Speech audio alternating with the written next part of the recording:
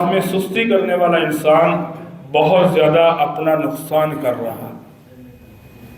بات یہ ہے کہ ہمیں دنیا کے اندر یہ نفع اور نقصان تھوڑے سے نظر نہیں آتے۔ اگر ان کا تھوڑا سا پیسوں کے ساتھ تعلق ہوتا کہ 5 وقت کی نماز پڑھنے والے انسان کو دن کا 5000 ملے گا، نہ پڑھنے والے کو کچھ بھی نہیں ملے گا، 2 پڑھنے والوں کو 2 ملے گا، 3 پڑھنے والوں کو 3 ملے گا، 4 پڑھنے والوں کو 4 ملے گا، تو لہریں لگی ہوئی نہیں تھی۔ آپ دیکھ لیں، اگر سرچ کر لیں، باشعور لوگ، عقل مند لوگ، ہوش و حواس رکھنے والے لوگ، نظروں سے دنیا کو پڑھنے والے لوگ اور اشاروں سے دنیا کو سمجھنے والے لوگ اور نماز نہیں پڑھتے۔ یعنی جو انسان کہتا ہے نا کہ میرے پاس 2 منٹ کوئی آدمی اٹھ کر بیٹھ کر چلا جائے تو مجھے سارا پتہ چل جاتا ہے اس کا ڈیٹا یہ کیسا ہے، اور وہ بھی نماز چھوڑ رہا ہے۔ کوئی آدمی اس طرح کے بھی دعوے کرتے ہیں کہ میرے پاس سے کوئی تھوڑی سی ہوا کے پاس سے گزر جائے، میں بندے کی ٹور پہچان لیتا ہوں، لیکن اپنی نماز چھوٹی جا رہی ہے۔ اور اللہ تعالیٰ قسمیں اٹھا کر فرما رہے ہیں قد افلح المؤمنون، کہ خدا کی قسم کامیاب لوگ وہ ہیں الذین هم فی صلاتهم خاشعون، جو لوگ اپنی نمازوں کے اندر خشوع کرنے والے ہیں۔ کسی انسان نے نماز کی تشبیہ پانی سے دی ہے کہ پانی کو پیاسے کی طلب نہیں ہوتی، بلکہ پیاسے کو پانی کی طلب ہوتی ہے۔ کبھی پانی چل کر پیاسے کے پاس نہیں جائے گا، پیاسا چل کر پانی کے پاس آئے گا۔ اسی طرح سے نماز سے محبت کرنے والا انسان نماز کبھی چل کر اس کے گھر پہ نہیں آئے گی۔ جس نے پڑھنا ہے اس نے نماز کے پاس جانا ہے، اور اگر کوئی تھوڑی سی بھی نماز کو مقام نہ دے، اہمیت نہ دے، وہ انسان کبھی نمازی نہیں بن سکتا۔ نماز وہی پڑھے گا جس کو حد سے زیادہ اللہ سے محبت ہوگی۔ یہ نماز ایک ایسی عبادت نہیں ہے کہ جو ترتے پھرتے بندے کو مل جائے گی، یہ دل کی طلب سے ہوگی، اور جب انسان کو مکمل طور پر اللہ سے محبت حاصل ہو جائے پھر انسان 5 وقت کا پکا نمازی بنتا ہے۔ اور جن کو یہ چیزیں نہیں ہیں، ہم نے دیکھا ہے کہ جن لوگوں کو نماز کا شوق ہے وہ سفر کر کے نماز پڑھنے آتے ہیں مسجدوں، اور جن کو نہیں ہے وہ آس پاس بیٹھے ہیں، ان کو بالکل بھی فکر نہیں ہے کہ نماز پڑھ لیں۔ وجہ صرف یہی ہے کہ وہ اللہ سے جو محبت حاصل ہونی چاہیے تھی جو ہے وہ نہیں ہے، اس وجہ سے نمازیں چھوٹ رہی۔ اللہ تعالیٰ نے قرآن پاک میں فرمایا کہ خاشعۃ ابصارہم ترہقہم ذلہ، کہ بے نمازی آدمی کی آنکھیں نیچے جھکی ہوں گی اور چہرے کے اوپر ذلت اور سیاہی چھائی ہوئی ہوگی، اور جب اللہ کی ذات میدان محشر میں آئے گی تو اس وقت اللہ اپنے جب نور کو ظاہر کرے گا، فرمایا کہ وَقَدْ كَانُوا يُدْعَوْنَ إِلَى السُّجُودِ فَلَا يَسْتَطِيعُونَ، اس وقت اللہ فرمائیں گے کہ سجدہ کرو، تمہاری جان چھوٹ جائے گی۔ اور فرمایا کہ جو دنیا میں اللہ کو سجدہ کرتے ہوں گے وہ سجدے میں اسی وقت گر جائیں گے، اور جو نہیں کرتے ہوں گے فرمایا کہ وہ سجدہ نہیں کر سکیں گے بلکہ ان کی گردنوں میں سریا آ جائے گا۔ آپ اندازہ لگائیں کہ ایک گردن کے اندر سریا ہے وہ کیسے جھکے گی۔ اور فرمایا کہ میدان محشر میں طاقت کے ہوتے ہوئے، صحت کے ہوتے ہوئے، پتہ بھی ہے سجدے سے چھٹکارا مل رہا ہے لیکن سجدہ نہیں ہوگا۔ وجہ کیا ہے کہ دنیا میں سجدہ کیا نہیں ہوگا۔ اور اسی طرح سے فرمایا کہ فَوَيْلٌ لِّلْمُصَلِّينَ، ایسے نمازیوں کے لیے ہلاکت ہے الذین هم فی صلاتہم ساہون، جو لوگ نمازوں سے غافل ہیں، یعنی جو نماز کو اہمیت نہیں دیتے۔ اتنی تیز پڑھنا، اتنی سپیڈ مار کے پڑھنا کہ نماز خود سوچ رہی ہے کہ یہ پڑھ کیا رہا ہے۔ جب ان کے لیے اللہ فرما رہا ہے کہ جو لوگ سپیڈ مارتے ہیں ان کے لیے ہلاکت ہے، تو بے نمازیوں کے لیے کیا ہوگا؟ فرمایا کہ الصلاۃ نور، نماز ایک نور ہوگا۔ اب آپ اندازہ لگائیں کہ جب کسی انسان نے رات کو پانی لگانا ہے تو سب سے پہلے لائٹ کا انتظام کیا جاتا ہے کہ یار سردیوں کی راتیں ہیں، لائٹ ہونی چاہیے، گرمیوں بھی لائٹ ہوتی ہے پانی لگانے والوں کے پاس کہ کہیں سانپ نہ ہو جائے یا پانی کا پتہ نہ چلے، وہ لائٹ یعنی صبح کہہ دیتے ہیں کہ آج لائٹ کو چارجر پہ لگا دینا ہے، کیوں بھائی؟ پانی لگانا ہے۔ اگر رات کو آپ میت کو دفنانے چلے ہیں قبرستان میں تو ہم کہتے ہیں بھائی لائٹیں ہیں اور لائٹوں کا انتظام کیا جاتا ہے۔ آج کل یعنی 2-3 سال پہلے یہ بڑا بندوبست تھا، آج کل موبائل ہے، ان کی لائٹیں ہو جاتی ہیں۔ فرمایا کہ مرنے کے بعد مسلمان سستی کرتے ہیں، نماز نہیں پڑھتے، وہ جس حالت میں بھی ہیں بے سکونی کے اندر ہوتے ہیں۔ اللہ تعالیٰ نے نماز والا عمل ایک ایسا عمل بنایا ہے کہ دل کا سکون اللہ نے نماز میں رکھا ہے۔ الا بذکر اللہ تطمئن القلوب،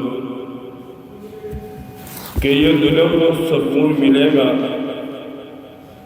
یہ دل مطمئن ہوں گے، وہ نماز سے ہوں گے، اللہ کے ذکر سے ہوں گے۔ سب سے قیمتی لوگ اللہ کے ہاں وہ لوگ ہیں جن کی پیشانیاں نماز کے اندر جھکتی ہیں۔ سب سے اعلیٰ قسم کے لوگ وہ لوگ ہیں جو 5 وقت کے نمازی ہیں۔ آپ صلی اللہ علیہ وسلم نے درختوں کو دیکھا کہ وہ قیام کے اندر ہیں، جانوروں کو دیکھا کہ وہ سجدے میں ہیں، رکوع میں ہیں، حشرات کو دیکھا کہ وہ جو ہیں یعنی کیڑے مکوڑے جو زمین پر گھسیٹنے والے ہیں کہ وہ سجدے میں ہیں۔ تو اللہ نے حضور صلی اللہ علیہ وسلم نے دعا کی کہ اللہ مجھے ایک ایسی عبادت دے کہ یہ ساری چیزیں میری امت کے اندر پائی جائیں، یعنی فرشتے قیام کے اندر کھڑے ہیں، جانور رکوع میں ہیں، کوئی سجدے میں ہے، کوئی قعدہ میں ہے۔ آپ صلی اللہ علیہ وسلم جب معراج کی رات جا رہے تھے یہ ساری حالتیں دیکھی، دل میں یہ آرزو پیدا ہوئی کہ اللہ میری امت کو کوئی ایسا عمل دے کہ اس عمل کے اندر قیام بھی آ جائے، رکوع بھی آ جائے، سجود بھی آ جائے، قعدہ بھی آ جائے۔ اللہ نے اپنے نبی کی دعا کو قبول فرمایا اور آپ کو نماز والا تحفہ عطا فرمایا۔ جتنی بھی مخلوقات ہیں، جتنی بھی انگنت مخلوقات ہیں، ان سب کی عبادت اللہ تعالیٰ نے نماز کے اندر پیدا فرمایا کہ ذکر بھی ہے، تسبیح بھی ہے، تحلیل بھی ہے، قیام بھی ہے، قعدہ بھی ہے، رکوع بھی ہے، دعا بھی ہے۔ اور جتنی بہاریں انسان کو نماز سے ملتی ہیں، جتنا سکون انسان نماز کے اندر پاتا ہے، جتنی راحت انسان کو نماز کے اندر آتی ہے، اور جتنا قرب انسان کو نماز کے اندر اللہ کا ملتا ہے، یہ بات یاد رکھیں کسی اور عمل کے اندر وہ چیزیں انسان کو نہیں مل سکتی۔ 5 وقت کا نمازی اللہ سے ہر لمحہ ہر پل بہارے وصول کرنے والا ہے، کوئی لمحہ بھی وہ اپنا ضائع نہیں کرنے والا، صبح کو بھی، دوپہر کو بھی، شام کو بھی، مغرب کو بھی، عشاء کو بھی۔ بلکہ حدیث میں آتا ہے کہ جو آدمی 5 وقت کی نماز پڑھتا ہے،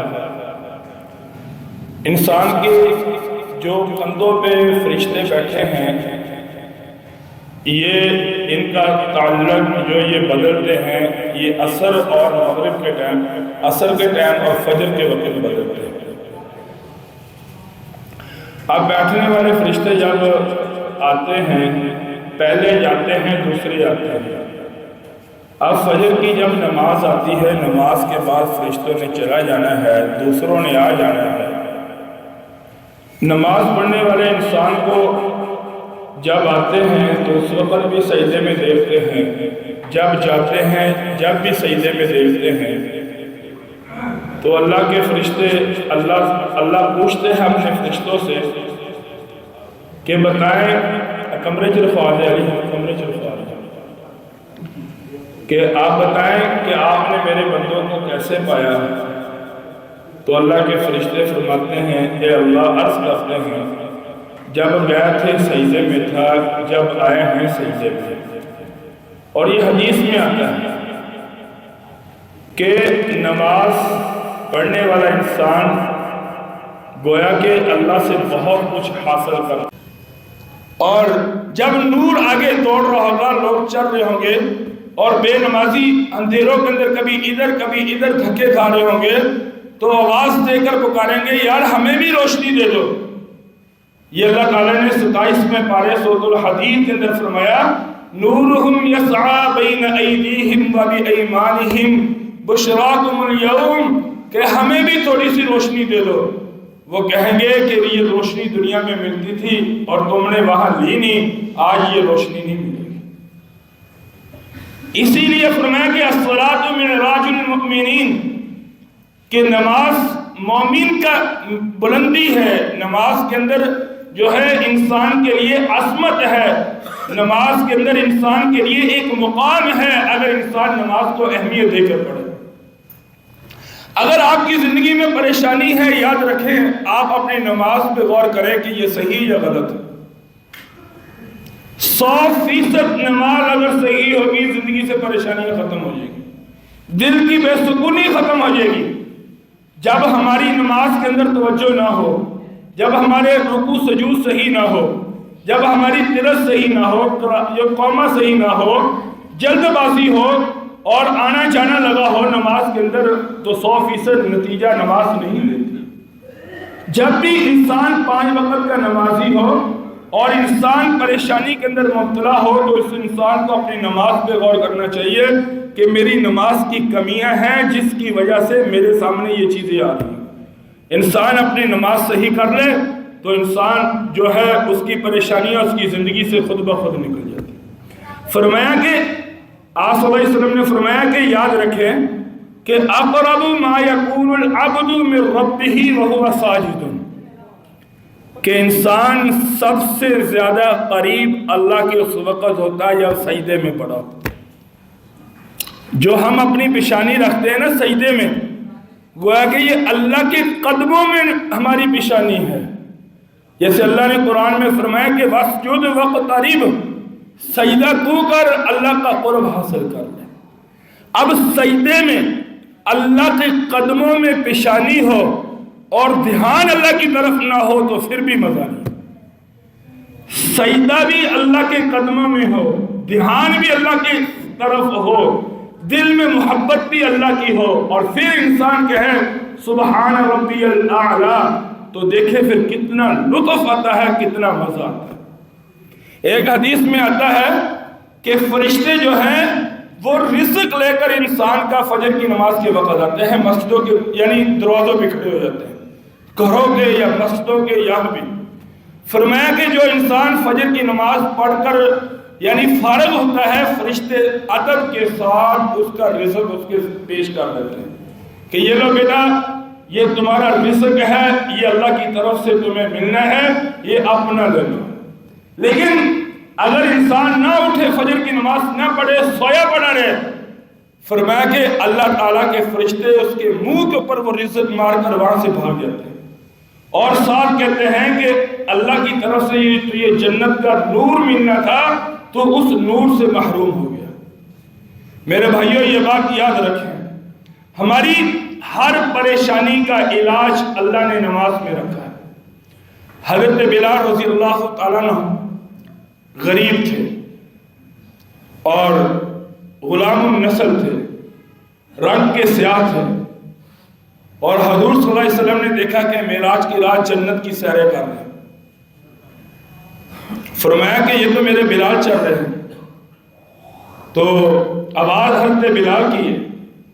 آ کر پوچھا کہ بلال تیرا عمل کون سا ہے کہ تو جنت کی سیر کر رہا ہے؟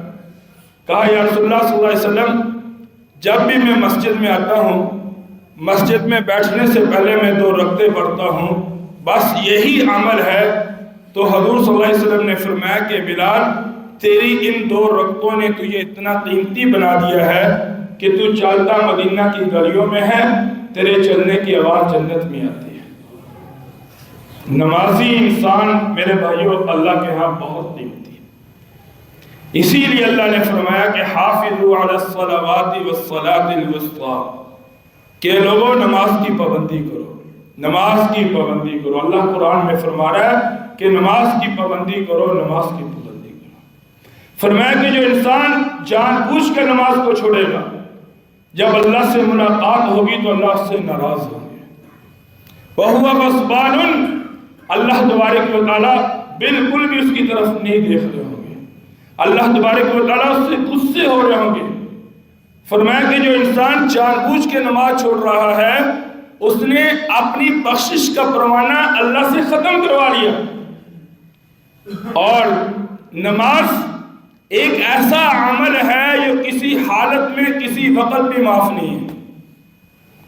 آپ جائیں مکہ، آپ کو ہر وقت خانہ کعبہ کا طواف ملے گا، ہر وقت خانہ کعبہ کا طواف ملے گا، رات کو بھی دن کو بھی، 12 بجے بھی، رات کے 12 بجے بھی، صبح بھی، ہر وقت لوگ خانہ کعبہ کا طواف کر رہے ہوں گے.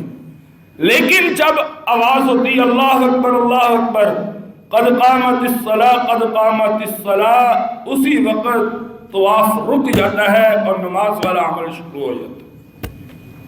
صرف 4 رکعتوں کے برابر طواف رکا رہتا ہے. جب تک کہ لوگ 2 یا 4 رکعتیں فرض پڑھ نہیں لیتے اس وقت تک طواف کی اجازت نہیں ہے خانہ کعبہ کی. پہلے نماز پڑھو بعد میں طواف کرنا ہے.